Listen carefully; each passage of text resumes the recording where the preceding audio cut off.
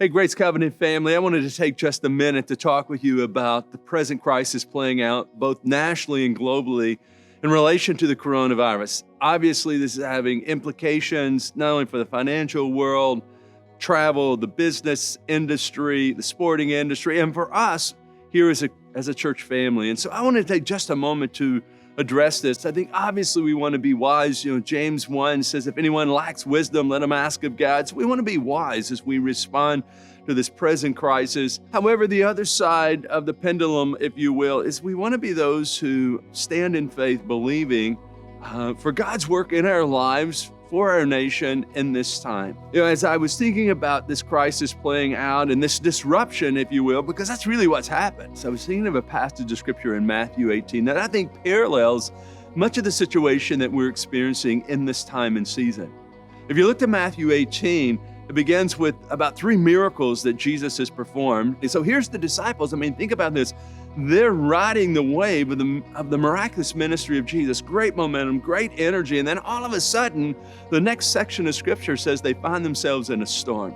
As I thought about that, I thought, wow, that's a lot like what we're experiencing here. 2 weeks ago, economy's strong, everyone's excited, life's happening, and then all of a sudden we have this disruption of the coronavirus. And as I was thinking about this passage of scripture, I thought, wow, there's not only parallels, but I think there's some great lessons we can learn. And actually, some of this for me came from a painting that I viewed. It's Rembrandt's painting, Storm on the Sea of Galilee. I would encourage you to look at the different individuals in the boat with Jesus in the middle of the disruption, because I think each of the individuals would be representative of how different people respond when they come to times of disruption. If you notice in the picture, there's one gentleman with his hand on his head like, oh my goodness, what in the world's happening? There's another individual in the painting who's like hanging over the side of the boat, and obviously he's throwing up. This disruption has him so torn up, he's having a bad day. There's also an individual in the painting who's like trying to fix the sails, like trying to stop the disruption that's happening. And there's a couple individuals who are actually on their knees before Jesus, like engaging Jesus in the midst of the storm.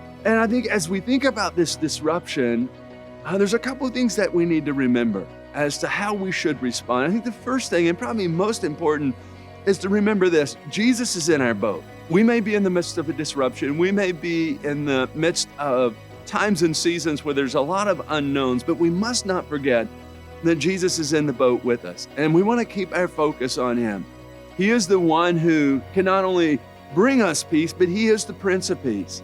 So in the midst of the disruptions of the times that we're navigating through, I would encourage you, make sure that you keep your focus on Jesus. It's okay to be informed. It's okay to gather information. But in the midst of the gathering of the information, let's make sure that Jesus Christ stays the point of our focus in the midst of this disruption. I think a second thing that would be important to remember is that Jesus is going to get us to where we need to be.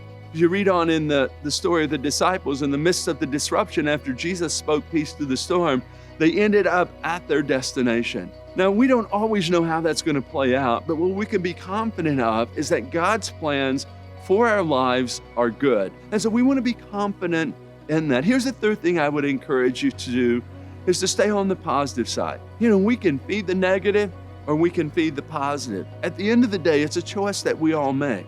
And so I would encourage you, in the midst of all of the news, in the midst of all that's playing out, let's choose to live on the positive side. And here's the fourth thing that you can do, is you can help bring peace for others. As the peace of Jesus Christ is in your life, and with the presence of Jesus in your life, you're going to have an opportunity to bring calm and peace for others. Maybe individuals who at this time, they wouldn't know Christ. They don't have the anchor in their life that you have. And so I would encourage you to look for those opportunities and to step into those opportunities to speak peace, the peace of Jesus, into the lives of others as we are navigating this season of disruption. We're continuing to have conversation about what's happening here, how we're going to relate to this as a church family, and we're going to certainly keep you informed.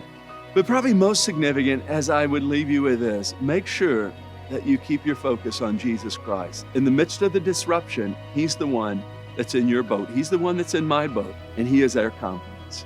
God bless you. Have a great day.